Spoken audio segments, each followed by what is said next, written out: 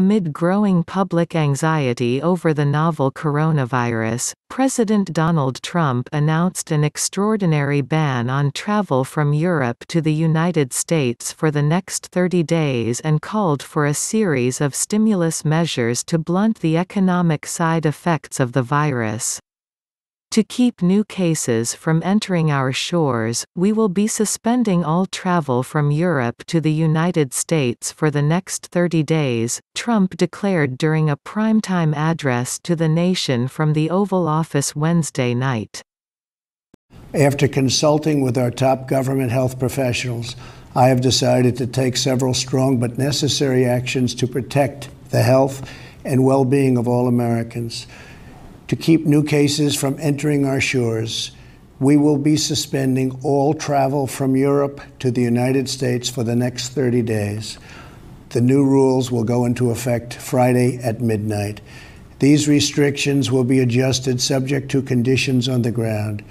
There will be exemptions for Americans who have undergone appropriate screenings, and these prohibitions will not only apply to the tremendous amount of trade and cargo, but various other things as we get approval. Anything coming from Europe to the United States is what we are discussing. These restrictions will also not apply to the United Kingdom. At the same time, we are monitoring the situation in China and South Korea, and as their situation improves, we will reevaluate the restrictions and warnings that are currently in place for a possible early opening. The new travel restrictions affecting Europe will take effect Friday at midnight, the president said, but will include exemptions for the United Kingdom and Americans who have undergone appropriate screenings. We are marshalling the full power of the federal government and the private sector to protect the American people, Trump said, emphasizing that the pandemic started off of U.S. shores, and specifically pinpointing China. Even as the president sought to reassure a jittery public that this is not the financial crisis and is just a temporary moment of time that we will overcome together as a nation and as a world, he called for a series of dramatic stimulus actions to prop up the American economy from the side effects of the virus, ensure that working Americans impacted by the virus can stay home without fear of financial hardship. I will soon be taking emergency action, which is unprecedented, to provide financial relief, the president said. He specifically ordered the Treasury Department to defer tax payments without interest or penalties for certain impacted individuals. To ensure that working Americans impacted by the virus can stay home without fear of financial hardship, I will soon be taking emergency action, which is unprecedented, to provide financial relief. This will be targeted for workers who are ill, quarantined, or caring for others due to coronavirus. I will be asking Congress to take legislative action to extend this relief. And businesses and called on Congress to provide immediate payroll tax relief, in addition to other measures.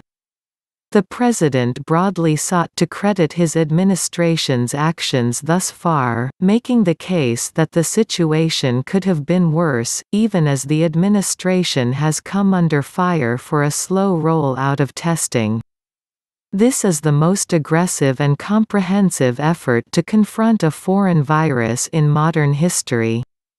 I am confident that by counting and continuing to take these tough measures we'll significantly reduce the threat to our citizens and we'll ultimately and expeditiously defeat this virus, Trump said.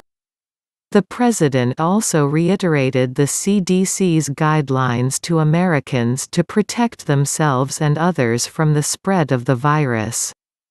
Wash your hands, clean often used surfaces, cover your face and mouth if you sneeze or cough. Most of all, if you're sick or not feeling well, stay home, Trump said. He also emphasized making the effort to specifically protect older Americans by avoiding non-essential travel in crowded areas and avoiding all medically unnecessary trips to nursing homes. The president, who has himself been guilty of politicizing the issue with his frequent mentions of do-nothing Democrats, closed his address with a message of unity, urging the nation to come together to overcome the threat. We must put politics aside, stop the partisanship, and unify together as one nation and one family.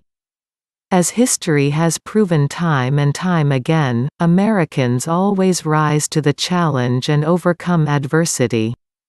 Our future remains brighter than anyone can imagine. Acting with compassion and love, we will heal the sick, care for those in need, help our fellow citizens and emerge from this challenge stronger and more unified than ever before, Trump said.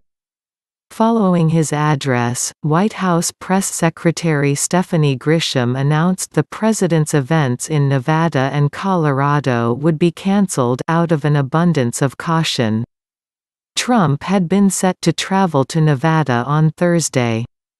A campaign event set to feature the president, scheduled for March 19 in Milwaukee, was also postponed. Tim Murtaugh, the Trump campaign's communications director, announced on Twitter.